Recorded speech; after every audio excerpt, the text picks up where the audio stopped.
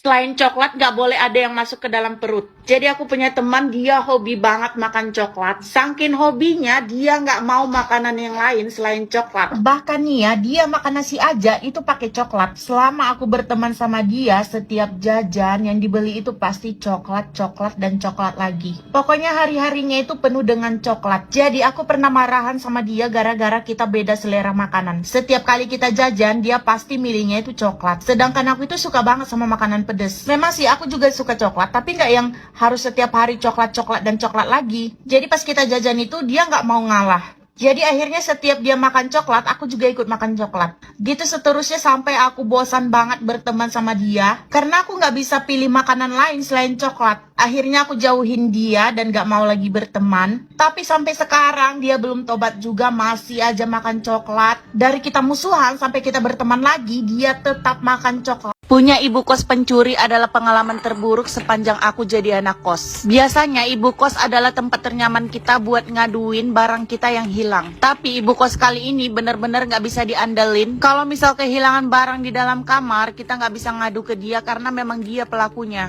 Jadi dulu awal pandemi tahun 2020, karena kita kuliahnya udah mulai daring, online di rumah, akhirnya aku memutuskan buat pulang kampung dan ninggalin kamar kos aku. Setelah 2 bulan kemudian, aku balik ke kosan buat mastiin kamar aku, sekaligus mau bersihin kamar biar nggak banyak debu. Tapi kagetnya aku setelah sampai di kosan, semua barang-barang aku pada hilang. Kayak alat setrikaan, tabung gas, helm, rice cooker, dispenser, sampai speaker aku. Dan salah satu HP Android aku yang ketinggalan saat itu, hilang dan lenyap di dalam kamar kosku. Padahal keadaan kamar kos aku itu terkunci. Dan jendelanya juga punya pagar besi. Di situ aku bertanya dan ngadu ke ibu kos. Tapi ibu kos aku nggak ada respon sama sekali. Dia bilang mungkin aja itu anak kos yang lain, yang sengaja masuk buat ngambil barang-barang aku. Terus aku bilang ke ibu kosnya nggak mungkin anak lain karena itu benar-benar dikunci dan pas aku datang itu masih dikunci. Aku minta pertanggungjawaban ke ibu kos dan dia bilang nggak bisa tanggung jawab karena setiap kehilangan barang itu ditanggung masing-masing. Aku bilang ke dia kalau misalnya aku yang lalai, entah aku lupa ngunci, baru bisa dibilang tanggung jawab aku. Kalau misalnya udah aku kunci rapet-rapet, tiba-tiba barang hilang dalam keadaan kamar masih terkunci, itu kan perlu dipertanyakan. Dan dia selaku ibu kos seharusnya kan bertanggung jawab atas keamanan di dalam kamar kosnya.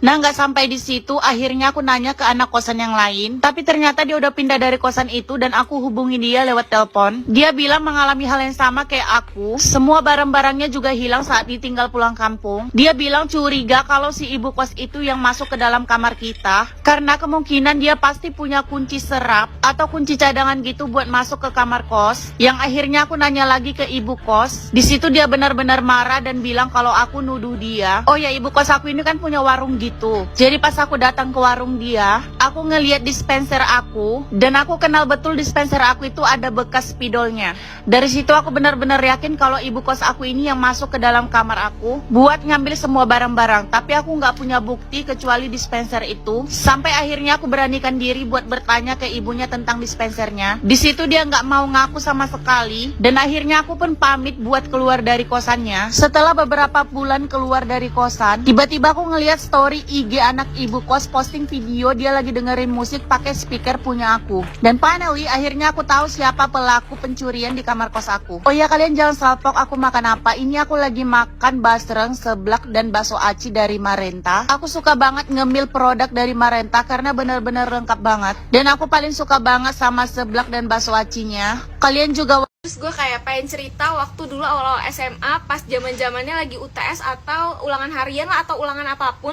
gue percaya dengan kata-kata teman-teman gue yang bilang mereka tuh nggak belajar.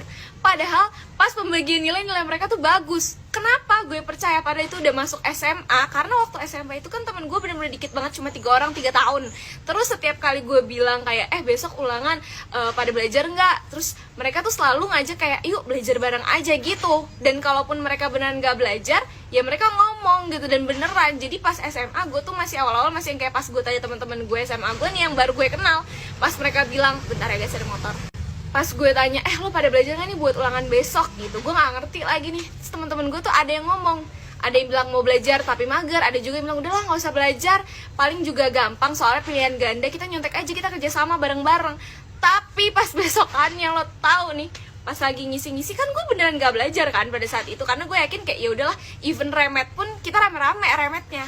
Terus pas lagi ngerjain gue nge-stuck nih, gue nggak tahu jawabannya. Gue mau nanya ke temen gue yang lain dong. Pas gue ngangkat pala gue, ngelirik-ngelirik, ini nggak apa-apa deh, serius-serius banget nih. Kagak ada yang kayak mikir-mikirnya kayak seakan-akan mereka tuh udah tahu jawabannya, kayak ngilang, nulis-nulis kayak, hah? Kok mereka bisa selancar itu, padahal mereka bilang mereka nggak belajar. Terus gue tanya dong ke mereka, karena kayak mereka pas gue lihat itu lancar banget nulis, kagak ada mikir-mikirnya, udah kayak dokter lagi ngeresepin obat ke pasien. Gue tanya dong, lu pada bisa ngerjainnya? Kok gue liatnya lancar banget tuh tadi, pada kagak ada yang kayak mikir-mikir dulu gitu loh, kayak nginget-nginget jawaban gitu kan. Terus gue bilang juga kalau gue tuh tadi ada yang gak gue isi soalnya karena emang susah. Terus mereka jawab, ya gue juga banyak yang ngasal, tadi gue lagi ngarang aja tuh jawab, nggak tahu tuh bener apa kagak jawabannya, yang penting gue isi lah jawabannya, maksudnya soalnya gitu. Terus abis itu ya udah dong, udah nih. Terus setelah 1 minggu pelajaran berikutnya yang ulangan itu dibagiin kan, pas gue tanya, gue cuma dapet nilai 7, terus dia dapat 9. Terus teman-teman gue yang lain ada yang 7 juga, ada yang 8. Tapi di situ gue yang kayak paling jelek, gue yang kayak, hah, lo katanya nggak belajar kok dapetnya 90 gitu, kayak ini nggak nyambung nih kan gitu. Terus gue yang kayak, kok lo bisa sih? Iya nih, nggak tau, kayaknya hoki aja. Nggak mungkin, itu kan